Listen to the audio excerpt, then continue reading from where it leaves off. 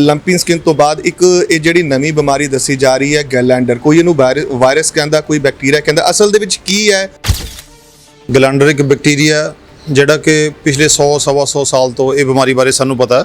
ਇਸ ਬਿਮਾਰੀ ਨੂੰ ਕੰਟਰੋਲ ਕਰਨ ਦਾ ਐਕਟ ਵੀ ਹੈ, ਗੈਲੈਂਡਰ ਐਂਡ ਫਾਰਸੀ ਐਕਟ ਸਾਡੇ ਕੋਲ 1899 ਦਾ। 70-75 ਸਾਲ ਦੇਸ਼ ਨੂੰ ਆਜ਼ਾਦ ਹੋਇਆ ਵੀ ਹੋ ਗਏ।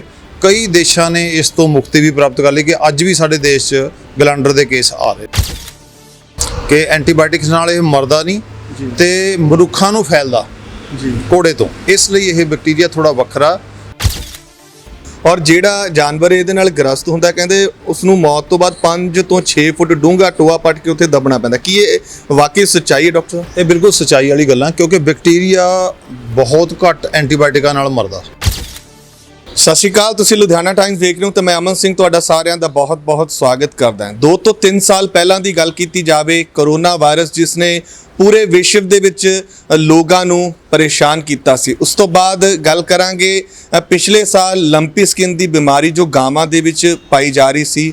ਹੁਣ ਜਿਹੜਾ ਇੱਕ ਨਵਾਂ ਵਿਸ਼ੇ ਸਾਹਮਣੇ ਆਇਆ ਜਿਸ ਵਿੱਚ ਵੇਖਿਆ ਜਾ ਰਿਹਾ ਕਿ ਘੋੜਿਆਂ ਦੇ ਵਿੱਚ ਇੱਕ ਗੈਲੈਂਡਰ ਬੈਕਟੀਰੀਆ ਜਿਹੜਾ ਉਹ ਫੈਲਣ ਦੀ ਗੱਲ ਜਿਹੜੀ ਸਾਹਮਣੇ ਆ ਰਹੀ ਹੈ। ਕੀ ਹੈ ਇਹ ਗੈਲੈਂਡਰ ਬੈਕਟੀਰੀਆ? ਕਿਉਂਕਿ ਕੁਝ ਲੋਕ ਇਸ ਨੂੰ ਵਾਇਰਸ ਕਹੀ ਜਾਂਦੇ ਨੇ, ਕੁਝ ਲੋਕ ਕਈ ਹੋਰ ਜਾਣਕਾਰੀਆਂ ਦੇ ਰਹੇ ਨੇ। ਅਸਲ ਦੇ ਵਿੱਚ ਇਹ ਗੈਲੈਂਡਰ ਬੈਕਟੀਰੀਆ ਕੀ ਹੈ ਉਸ ਬਾਰੇ ਜਾਣਕਾਰੀ ਦਰਸ਼ਕਾਂ ਦੇ ਨਾਲ ਸਾਂਝੀ ਕਰਨ ਦੇ ਲਈ ਅੱਜ ਅਸੀਂ ਪਹੁੰਚੇ ਹਾਂ Guru Angad Dev veterinary and animal science university ਦੇ ਵਿੱਚ। ਸਾਡੇ ਨਾਲ ਮੌਜੂਦ ਨੇ ਡਾਕਟਰ ਅਸ਼ਵਨੀ ਕੁਮਾਰ ਸ਼ਰਮਾ ਜੀ ਜੋ ਕਿ ਮੁਖੀ ਨੇ ਵੈਟਰਨਰੀ ਯੂਨੀਵਰਸਿਟੀ ਦੇ ਵਿੱਚ ਮੈਡੀਸਨ ਵਿਭਾਗ ਦੇ। ਉਹਨਾਂ ਨਾਲ ਗੱਲਬਾਤ ਕਰਾਂਗੇ ਔਰ ਜਾਣਨ ਦੀ ਕੋਸ਼ਿਸ਼ ਕਰਾਂਗੇ ਕਿ ਅਸਲ ਦੇ ਵਿੱਚ ਇਹ ਗੈਲੈਂਡਰ ਬੈਕਟੀਰੀਆ ਕੀ ਹੈ। ਸਤਿ ਸ਼੍ਰੀ ਅਕਾਲ ਸਰ। ਸਤਿ ਸ਼੍ਰੀ ਅਕਾਲ ਜੀ। ਸਰ, ਚਾਰੇ ਪਾਸੇ ਜਿਹੜੀਆਂ ਚਰਚਾਵਾਂ ਛਿੜੀਆਂ ਨੇ ਲੰਪੀ ਸਕਿਨ ਤੋਂ ਬਾਅਦ ਇੱਕ ਇਹ ਜਿਹੜੀ ਨਵੀਂ ਬਿਮਾਰੀ ਦੱਸੀ ਜਾ ਰਹੀ ਹੈ ਗੈਲੈਂਡਰ, ਕੋਈ ਇਹਨੂੰ ਵਾਇਰਸ ਕਹਿੰਦਾ, ਕੋਈ ਬੈਕਟੀਰੀਆ ਕਹਿੰਦਾ, ਅਸਲ ਦੇ ਵਿੱਚ ਕੀ ਹੈ?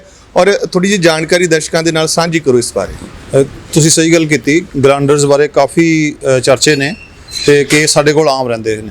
ਮੈਂ ਤੁਸੀਂ ਕਿਹਾ ਕਿ ਨਵੀਂ ਇੱਕ ਬਿਮਾਰੀ ਹੈ, ਇਹ ਬਿਮਾਰੀ ਕੋਈ ਨਵੀਂ ਨਹੀਂ ਜੀ। ਗੈਲੈਂਡਰ ਇੱਕ ਬੈਕਟੀਰੀਆ ਜਿਹੜਾ ਕਿ ਪਿਛਲੇ 100 ਸਵਾ 100 ਸਾਲ ਤੋਂ ਇਹ ਬਿਮਾਰੀ ਬਾਰੇ ਸਾਨੂੰ ਪਤਾ। ਇਸ ਬਿਮਾਰੀ ਨੂੰ ਕੰਟਰੋਲ ਕਰਨ ਦਾ ਐਕਟ ਵੀ ਹੈ, ਗੈਲੈਂਡਰ ਐਂਡ ਫਾਰਸੀ ਐਕਟ ਸਾਡੇ ਕੋਲ 1899 ਦਾ। 100 ਸਾਲ ਪਹਿਲਾਂ ਦਾ ਐਕਟ ਹੈ। ਪਰ ਅਨਫੋਰਚੂਨੇਟ ਇਹ ਹੈ ਕਿ 100 ਸਾਲ ਦੀ ਬਿਮਾਰੀ ਦੇ ਜਾਣਨ ਤੋਂ ਬਾਅਦ ਵੀ 70-75 ਸਾਲ ਦੇਸ਼ ਨੂੰ ਆਜ਼ਾਦ ਹੋਇਆ ਵੀ ਹੋ ਗਏ। ਕਈ ਦੇਸ਼ਾਂ ਨੇ ਇਸ ਤੋਂ ਮੁਕਤੀ ਵੀ ਪ੍ਰਾਪਤ ਕਰ ਲਈ ਕਿ ਅੱਜ ਵੀ ਸਾਡੇ ਦੇਸ਼ 'ਚ ਗੈਲੈਂਡਰ ਦੇ ਕੇਸ ਆ ਰਹੇ ਨੇ। ਹੁਣ ਤੱਕ ਇਹ ਹੋ ਜਾਣਾ ਚਾਹੀਦਾ ਕਿ ਬਿਮਾਰੀ ਰੈਡੀਕੇਟ ਕੀਤੀ ਜਾ ਸਕਦੀ ਸੀ। ਸੋ ਇਹ ਇੱਕ ਬੈਕਟੀਰੀਆ ਹੈ ਜਿਹੜਾ ਕਿ ਪਹਿਲਾਂ ਇਹਨੂੰ ਸਿਡੋਮੋਨਸ ਨਾਂ ਨਾਲ ਜਾਣਾ ਜਾਂਦਾ ਸੀ। ਹੁਣ ਫਿਰ ਇੱਕ ਹੋਰ ਨਾਂ ਆਇਆ ਮੈਲੀਓਮਾਈਸਿਸ, ਹੁਣ ਇਹਨੂੰ ਬਰਕੋਲਡੇਰੀਆ ਕਹਿੰਦੇ ਆ। ਬਰਕੋਲਡੇਰੀਆ ਮੈਲਿਆਈ ਹੈਗਾ ਬੈਕਟੀਰੀਆ ਦਾ ਨਾਂ ਹੈ।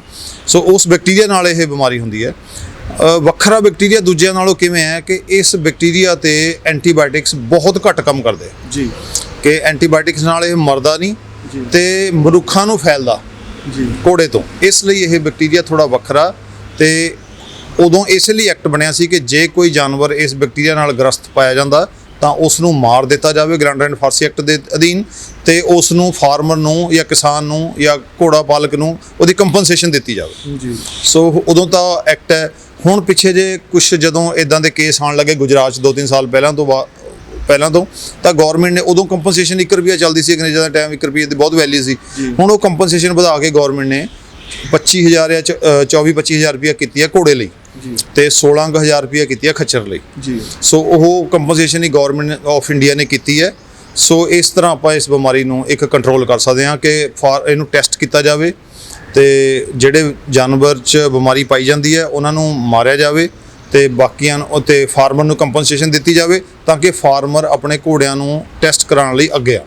ਕਿਹਾ ਜਾ ਰਿਹਾ ਕਿ ਬੜੀ ਭਿਆਨਕ ਔਰ ਲਾਇਲਾਜ ਬਿਮਾਰੀ ਹੈ। ਤੁਸੀਂ ਵੀ ਦੱਸਿਆ ਕਿ ਲਾਇਲਾਜ ਹੈ ਔਰ ਜਿਸ ਵੀ ਕਿਸੇ ਘੋੜੇ ਨੂੰ ਜਾਂ ਖੱਚਰ ਨੂੰ ਹੁੰਦੀ ਹੈ ਉਸ ਨੂੰ ਮਾਰਨਾ ਪੈਂਦਾ। ਔਰ ਇਹ ਵੀ ਗੱਲ ਕਹੀ ਜਾ ਰਹੀ ਹੈ ਕਿ ਘੋੜਿਆਂ ਤੋਂ ਖੱਚਰਾਂ ਤੋਂ ਇਹ ਇਨਸਾਨਾਂ ਤੱਕ ਵੀ ਪਹੁੰਚਦੀ ਹੈ। ਔਰ ਜਿਹੜਾ ਜਾਨਵਰ ਇਹਦੇ ਨਾਲ ਗ੍ਰਸਤ ਹੁੰਦਾ ਕਹਿੰਦੇ ਉਸ ਨੂੰ ਮੌਤ ਤੋਂ ਬਾਅਦ 5 ਤੋਂ 6 ਫੁੱਟ ਡੂੰਘਾ ਟੋਆ ਪੱਟ ਕੇ ਉੱਥੇ ਦੱਬਣਾ ਪੈਂਦਾ। ਕੀ ਇਹ ਵਾਕਈ ਸੱਚਾਈ ਹੈ ਡਾਕਟਰ? ਇਹ ਬਿਲਕੁਲ ਸੱਚਾਈ ਵਾਲੀ ਗੱਲਾਂ, ਕਿਉਂਕਿ ਬੈਕਟੀਰੀਆ ਬਹੁਤ ਘੱਟ ਐਂਟੀਬਾਇਓਟਿਕਾਂ ਨਾਲ ਮਰਦਾ ਤੇ ਬੈਕਟੀਰੀਆ ਲਾ ਇਲਾਜ ਦੀ ਤਰ੍ਹਾਂ ਹੀ ਹੈ। ਇਸ ਲਈ ਇਹ ਸਾਰੀਆਂ ਗੱਲਾਂ ਸੱਚ ਹਨ ਜਿਹੜੀਆਂ ਤੁਸੀਂ ਦੱਸੀਆਂ। ਬਿਮਾਰੀ ਇੱਕ ਤਰ੍ਹਾਂ ਦੀ ਲਾ ਇਲਾਜ ਵਰਗੀ ਹੈ ਜੀ ਤੇ ਬਿਮਾਰੀ ਕਰੋਨਿਕ ਹੈ। ਜਿਵੇਂ ਘੋੜੇ 'ਚ ਕੋੜ ਵਾਂਗੂ ਹੋ ਜਾਂਦੀ ਹੈ ਸਰੀਰ ਤੇ, ਸਾਰੇ ਸਰੀਰ ਤੇ ਇਹ ਲੱਛਣ ਨੇ। ਸਾਰੇ ਸਰੀਰ ਤੇ ਉਹਦੇ ਫਿੰਸੀਆਂ ਹੋ ਜਾਂਦੀਆਂ, ਉਹਨਾਂ 'ਚੋਂ ਫੋੜੇ ਹੋ ਜਾਂਦੇ ਆ, ਉਹਨਾਂ 'ਚੋਂ ਪੀਕ ਨਿਕਲਣੀ ਸ਼ੁਰੂ ਹੋ ਜਾਂਦੀ ਹੈ ਲੱਤਾਂ ਤੇ ਸਰੀਰ ਦੇ ਆਲੇ ਦੁਆਲੇ। ਫਿਰ ਨੱਕ 'ਚੋਂ ਵੀ ਪੀਕ ਨਿਕਲਣੀ ਸ਼ੁਰੂ ਹੋ ਜਾਂਦੀ ਹੈ, ਨੱਕ ਤੇ ਬਿਮਾਰੀ ਹੋ ਜਾਂਦੀ ਹੈ। ਫਿਰ ਫੇਫੜਿਆਂ ਦੇ ਵਿੱਚ ਨਮੋਨੀਆ ਹੋ ਜਾਂਦਾ, ਉਹਦੇ ਵਿੱਚੋਂ ਵੀ ਜਾਨਵਰ ਨੂੰ ਸਾਹ ਦੀ ਤਕਲੀਫ ਹੋ ਜਾਂਦੀ ਹੈ। ਸੋ ਇਸ ਤਰ੍ਹਾਂ ਇਹ ਬਿਮਾਰੀ ਦਾ ਇੱਕ ਲੱਛਣ ਨੇ। ਤੇ ਬਿਮਾਰੀ ਕਿਉਂਕਿ ਜਿਹੜਾ ਉਸ ਘੋੜੇ ਨੂੰ ਹੈਂਡਲ ਕਰ ਰਿਹਾ ਬੰਦਾ ਜੀ ਜਾਂ ਜਿਹੜਾ ਉਸ ਤੇ ਸਵਾਰੀ ਕਰ ਰਿਹਾ ਉਸ ਨੂੰ ਹੋ ਸਕਦੀ ਹੈ। ਸੋ ਇਸ ਲਈ ਇਹ ਕਾਨੂੰਨ ਹੈ, ਕਿਉਂਕਿ ਬਿਮਾਰੀ ਲਾਇਲਾਜ ਹੈ, ਮਨੁੱਖਾਂ ਨੂੰ ਫੈਲਦੀ ਹੈ, ਜ਼ੂਨੋਟਿਕ ਹੈ ਘੋੜੇ ਤੋਂ। ਇਸ ਲਈ ਇਹਦੇ ਲਈ ਕੋਸ਼ਿਸ਼ ਕੀਤੀ ਜਾਂਦੀ ਹੈ ਕਿ ਜਿਹੜੇ ਵੀ ਜਾਨਵਰ ਨੂੰ ਇਹ ਹੋਵੇ, ਨੋਟੀਫਾਈਬਲ ਡਿਜ਼ੀਜ਼ ਹੈ। ਨੋਟੀਫਾਈਬਲ ਡਿਜ਼ੀਜ਼ ਉਹ ਹੁੰਦੀਆਂ ਜਿਹੜੀਆਂ ਕਿ ਜੇ ਤੁਸੀਂ ਉਹਨੂੰ ਡਿਟੈਕਟ ਕਰ ਲਓ ਤਾਂ ਤੁਹਾਨੂੰ ਸਰਕਾਰ ਨੂੰ ਦੱਸਣਾ ਹੁੰਦਾ ਜੀ। ਸਰਕਾਰ ਉਹਨੂੰ ਮਾਰਨ ਲਈ ਵਚਨਬੱਧ ਹੈ ਜੀ। ਸਰਕਾਰ ਨੇ ਉਹਨੂੰ ਮਾਰਨਾ ਘੋੜੇ ਨੂੰ ਤੇ ਮਾਲਕ ਨੂੰ ਕੰਪਨਸੇਸ਼ਨ ਦੇਣਾ। ਇਹ ਸਾਰੇ ਦੇ ਵਿੱਚ ਕਿਤੇ ਕੋਤਾਹੀ ਨਹੀਂ ਹੋਣੀ ਚਾਹੀਦੀ ਤਾਂ ਕਿ ਬਿਮਾਰੀ ਨੂੰ ਫੈਲਣੋਂ ਰੋਕਿਆ ਜਾ ਸਕੇ। ਬਟ ਅਨਫੋਰਚੂਨੇਟ ਇਹੀ ਹੈ, ਮੈਂ ਤੁਹਾਨੂੰ ਜਿਵੇਂ ਪਹਿਲਾਂ ਦੱਸਿਆ ਕਿ 60-70 ਸਾਲ ਸਾਨੂੰ ਵੀ ਹੋ ਗਏ ਇਸ ਦੇਸ਼ ਨੂੰ ਆਜ਼ਾਦ ਹੋਇਆਂ ਹੋ ਗਏ ਕਿ ਅੱਜ ਤੱਕ ਕੋਈ ਇਹੋ ਜਿਹਾ ਨੈਸ਼ਨਲ ਲੈਵਲ ਤੇ ਪ੍ਰੋਗਰਾਮ ਨਹੀਂ ਬਣਿਆ ਕਿ ਜਿਹਦੇ ਨਾਲ ਇਹ ਬਿਮਾਰੀ ਨੂੰ ਸਾਰੇ ਘੋੜਿਆਂ 'ਚ ਟੈਸਟ ਕਰਕੇ ਐਰੈਡੀਕੇਟ ਕੀਤਾ ਜਾ ਸਕੇ, ਜਿਹੜਾ ਕਿ ਇੱਕ ਸੌਖਾ ਕੰਮ ਹੈ ਮੇਰੇ ਹਿਸਾਬ ਨਾਲ। ਕਿਉਂਕਿ ਪੋਪੂਲੇਸ਼ਨ ਜ਼ਿਆਦਾ ਨਹੀਂ ਸਟੇਟ ਵਾਈਜ਼ ਘੋੜਿਆਂ ਦੀ, ਜਾਂ ਦੇਸ਼ 'ਚ ਵੀ ਪੋਪੂਲੇਸ਼ਨ ਘੋੜਿਆਂ ਦੀ ਜ਼ਿਆਦਾ ਨਹੀਂ। ਜੇ ਪੰਜਾਬ 'ਚ ਵੀ ਲਾਓ 1 ਲੱਖ ਦੇ ਕਰੀਬ ਘੋੜੇ ਹੋਣੇ ਤਕਰੀਬਨ। ਸੋ ਕੋਈ ਟੈਸਟਿੰਗ ਵੱਡਾ ਕੰਮ ਨਹੀਂ ਹੈ ਜੇ ਪਾਲਿਸੀ ਬਣੇ, ਸੈਂਟਰ ਦੀ ਪਾਲਿਸੀ ਬਣੇ। ਕਿਉਂਕਿ ਇੱਕ ਪ੍ਰਾਂਤ ਤੋਂ ਦੂਜੇ ਪ੍ਰਾਂਤ ਜਾਣੇ ਲੱਗ ਜਾਂਦੇ ਜੇ ਸਟੇਟ ਲੈਵਲ ਦੀ ਪਾਲਿਸੀ ਹੋਵੇ। ਜੇ ਸੈਂਟਰ ਲੈਵਲ ਦੀ ਪਾਲਿਸੀ ਹੈ ਤਾਂ ਸਾਰੇ ਕੰਟਰੀ ਲੈਵਲ ਦੀ ਟੈਸਟਿੰਗ ਹੁੰਦੀ ਹੈ। ਸੋ ਜੇ ਪਾਲਿਸੀ ਬਣੇ ਤਾਂ ਸਾਰੇ ਘੋੜਿਆਂ ਨੂੰ ਟੈਸਟ ਕੀਤਾ ਜਾਵੇ, ਜਿਹੜੇ ਉਹਦੇ 'ਚ ਪੋਜ਼ਿਟਿਵ ਆਉਂਦੇ ਆ ਉਹਨਾਂ ਨੂੰ ਮਾਰਿਆ ਜਾਵੇ, ਫਾਰਮਰ ਨੂੰ ਜਾਂ ਘੋੜਾ ਪਾਲਕ ਨੂੰ ਕੰਪਨਸੇਸ਼ਨ ਦਿੱਤੀ ਜਾਵੇ ਤਾਂ ਕਿ ਬਿਮਾਰੀ ਮਨੁੱਖਾਂ ਨੂੰ ਨਾ ਫੈਲ ਸਕੇ। ਤੇ ਅੱਗੇ ਹੀ ਤੁਹਾਨੂੰ ਪਤਾ ਐਂਟੀਬਾਇਓਟਿਕ ਰੈਜ਼ਿਸਟੈਂਸ ਤੇ ਬਹੁਤ ਕੰਮ ਹੋ ਰਿਹਾ ਬੜਾ, ਇੱਕ ਇੰਡੀਆ ਬਦਨਾਮ ਹੋ ਰਿਹਾ, MMR ਤੇ ਕੰਮ ਹੋ ਰਿਹਾ ਕਿ ਸਾਡੇ ਐਂਟੀਬਾਇਓਟਿਕ ਰੈਜ਼ਿਸਟੈਂਸ ਬਹੁਤ ਜ਼ਿਆਦਾ। ਸੋ ਇਹ ਇੱਕ ਉਹਦੇ 'ਚ ਇੱਕ ਸੀਕੁਐਂਸ ਹੋਊਗੀ ਕਿ ਉਹਨੂੰ ਰੈਜ਼ਿਸਟੈਂਸ ਨੂੰ ਅਵੋਇਡ ਕਰਨ ਲਈ ਅਸੀਂ ਇਹ ਬਿਮਾਰੀ ਨੂੰ ਕੰਟਰੋਲ ਕਰੀਏ। ਡਾਕਟਰ ਸਾਹਿਬ, ਪ੍ਰੀਕਾਸ਼ਨਸ ਕੀ ਰੱਖ ਸਕਦੇ ਹਾਂ? ਕਿਉਂਕਿ ਪੰਜਾਬ ਦੇ ਵਿੱਚ ਵੀ ਕਾਫੀ ਜਿਹੜੇ ਲੋਕ ਚਿੰਤਤ ਨੇ, ਪੰਜਾਬ ਦੇ ਵਿੱਚ ਵੀ ਕਈ ਲੋਕ ਜਿਹੜੇ ਸਟੱਡ ਫਾਰਮ ਦਾ ਕੰਮ ਕਰਦੇ ਨੇ, ਘੋੜਿਆਂ ਦਾ ਸ਼ੌਂਕ ਹੈ ਜਿਨ੍ਹਾਂ ਨੂੰ ਘੋੜੇ ਰੱਖੇ ਜਾਂਦੇ ਨੇ, ਔਰ ਕਾਫੀ ਮਹਿੰਗੇ ਘੋੜੇ, ਕਹਿੰਦੇ ਲੱਖਾਂ ਰੁਪਏ ਦੀ ਜਿਹੜੀ ਲਾਗਤ ਦੇ ਨਾਲ ਘੋੜੇ ਲਿਆ ਕੇ ਰੱਖੇ ਜਾਂਦੇ ਨੇ। ਸੋ ਪ੍ਰੀਕਾਸ਼ਨਸ ਕੀ ਰੱਖ ਸਕਦੇ ਆ ਤਾਂ ਜੋ ਇਸ ਬੈਕਟੀਰੀਆ ਤੋਂ ਬਚਿਆ ਜਾ ਸਕੇ? ਉਹਦੇ ਲਈ ਵੀ ਕੋਈ ਪ੍ਰੀਕਾਸ਼ਨਸ ਹੈਗੇ? ਸਭ ਤੋਂ ਪਹਿਲਾਂ ਤਾਂ ਪ੍ਰੀਕਾਸ਼ਨ ਇਹ ਹੈ ਕਿ ਫਾਰਮਰ ਟੈਸਟ ਕਰਾਉਣ ਆਪਣੇ ਜਾਨਵਰਾਂ ਨੂੰ। ਜੇ ਉਹਨਾਂ ਨੂੰ ਲੱਗਦਾ ਹੈ, ਨਾ ਵੀ ਲੱਗਦਾ, ਸਾਲ 'ਚ 1-2 ਵਾਰ ਜ਼ਰੂਰ ਟੈਸਟ ਕਰਾਉਣ ਜਾਨਵਰਾਂ ਨੂੰ। ਟੈਸਟ ਗੜਵਾਸੂ ਨੂੰ ਕੰਟੈਕਟ ਕਰ ਲਓ ਜਾਂ ਸਾਡੀ ਲੈਬੋਰਟਰੀ ਹੈ ਜਿਹੜੀ ਡਿਜ਼ੀਜ਼ ਰਿਸਰਚ ਲੈਬੋਰਟਰੀ ਹੈ ਜਲੰਧਰ ਪੰਜਾਬ ਸਰਕਾਰ ਦੀ, ਉੱਥੇ ਕੰਟੈਕਟ ਕਰ ਲਓ। ਉੱਥੋਂ ਟੈਸਟ ਆ ਕੇ ਬੰਦਾ ਕਰ ਸਕਦਾ, ਜਾਂ ਆਪਣੇ ਵੈਟਰਨਰੀ ਅਫਸਰ ਨੂੰ ਜਿਹੜਾ ਇਲਾਕੇ ਦਾ ਉਹਨੂੰ ਟੈਸਟ ਕਰੋ, ਉਹਨੂੰ ਕੰਟੈਕਟ ਕਰੋ, ਉਹ ਉੱਥੋਂ ਅਰੇਂਜ ਕਰਕੇ ਦੇਊਗਾ ਤੁਹਾਨੂੰ ਟੈਸਟ ਲਈ। ਸੋ ਟੈਸਟ ਕਰਕੇ, ਜੇ ਟੈਸਟ ਕਰਕੇ ਤੁਹਾਡੇ ਜਾਨਵਰ ਨੈਗੇਟਿਵ ਆਉਂਦੇ ਆ ਤਾਂ ਤੁਹਾਨੂੰ ਕੋਈ ਵਰੀ ਕਰਨ ਦੀ ਲੋੜ ਨਹੀਂ। ਟੈਸਟ ਬੜਾ ਰਿਲਾਇਬਲ ਹੈ ਬਿਮਾਰੀ ਨੂੰ ਟੈਸਟ ਕਰਨ ਦਾ। ਸੋ ਆਧੁਨਿਕ ਟੈਸਟ ਵੀ ਆ ਚੁੱਕੇ, ਅੱਜ ਕੱਲ੍ਹ ਮੋਲੀਕੂਲਰ ਲੈਵਲ ਦੇ ਟੈਸਟ ਵੀ ਆ ਚੁੱਕੇ ਆ।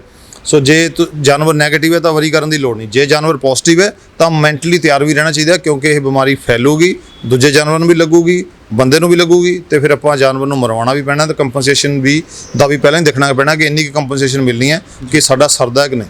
ਪਰ ਉਹਦਾ ਕੋਈ ਅਲਟਰਨੇਟਿਵ ਨਹੀਂ ਹੈਗਾ। ਸਾਨੂੰ ਟੈਸਟ ਤੇ ਸਲਾਟਰ ਦੀ ਪਾਲਿਸੀ ਅਪਣਾਉਣੀ ਹੀ ਪੈਣੀ ਜੇ ਅਸੀਂ ਬਿਮਾਰੀ ਤੋਂ ਨਿਜਾਤ ਪਾਉਣਾ ਚਾਹੁੰਦੇ ਹਾਂ। ਸਭ ਤੋਂ ਵੱਡੀ ਗੱਲ ਲੋਕਾਂ ਦਾ ਜਾਗਰੂਕ ਹੋਣਾ, ਜਿਹੜੇ ਇਸ ਕਿੱਤੇ ਨਾਲ ਜੁੜੇ ਨੇ ਜਾਂ ਜਿਹੜੇ ਘੋੜਿਆਂ ਨੂੰ ਰੱਖਣ ਦਾ ਸ਼ੌਂਕ ਰੱਖਦੇ ਨੇ, ਉਹਨਾਂ ਨੂੰ ਜਾਗਰੂਕ ਹੋਣਾ ਬਹੁਤ ਜ਼ਰੂਰੀ। ਉਹਨਾਂ ਨੂੰ ਜਾਗਰੂਕ ਹੋਣਾ ਜ਼ਰੂਰੀ ਹੈ, ਉਹਨਾਂ ਨੂੰ ਪਤਾ ਹੋਣਾ ਜ਼ਰੂਰੀ ਹੈ, ਉਹਨਾਂ ਨੂੰ ਸਾਲਾਨਾ ਟੈਸਟ ਕਰਾਉਣਾ ਜ਼ਰੂਰੀ ਹੈ ਘੋੜਿਆਂ ਦਾ, ਤੇ ਉਸ ਤੋਂ ਬਾਅਦ ਫਿਰ ਪ੍ਰੀਕਾਸ਼ਨ ਲੈਣਾ ਜ਼ਰੂਰੀ ਹੈ। ਆਪਣੇ ਘੋੜੇ ਨੂੰ ਜਦੋਂ ਵੀ ਕਿਤੇ ਮੰਡੀ ਤੇ ਲੈ ਕੇ ਜਾਂਦੇ ਹੋ ਜਾਂ ਇਕੱਠ 'ਚ ਲੈ ਕੇ ਜਾਂਦੇ ਹੋ, ਉਸ ਤੋਂ ਬਾਅਦ ਆ ਕੇ ਟੈਸਟ ਕਰਾ ਸਕਦੇ ਆ, 20 ਦਿਨਾਂ ਬਾਅਦ ਟੈਸਟ ਕਰਾ ਸਕਦੇ ਆ। ਉੱਥੇ ਜੇ ਕੋਈ ਜਾਨਵਰ ਲੱਗਦਾ ਜਿਹਦੇ ਫੋੜੇ ਹੋਏ ਆ ਬੋਡੀ ਤੇ, ਸਰੀਰ ਤੇ, ਉਹਨਾਂ 'ਚੋਂ ਪੀਕ ਨਿਕਲਦੀ ਆ, ਉਸ ਤੋਂ ਦੂਰ ਰੱਖਿਆ ਜਾਵੇ ਜਾਨਵਰ ਨੂੰ, ਉਹਨਾਂ ਦੇ ਸਾਹ ਤੋਂ ਵੀ ਦੂਰ ਰੱਖਿਆ ਜਾਵੇ। ਤੇ ਜੇ ਘੋੜਾ ਕੋਈ ਇਦਾਂ ਦੇ ਲੱਛਣ ਦਿਖਾਉਂਦਾ ਤਾਂ ਜਿਹੜੇ ਅਟੈਂਡੈਂਟ ਹੈ ਉਹਨਾਂ ਨੂੰ ਵੀ ਦੱਸਿਆ ਜਾਵੇ, ਮਾਲਕ ਨੂੰ ਵੀ ਪਤਾ ਹੋਵੇ ਕਿ ਇਦਾਂ ਹੋ ਸਕਦਾ, ਅਸੀਂ ਟੈਸਟ ਕਰਾਉਣਾ।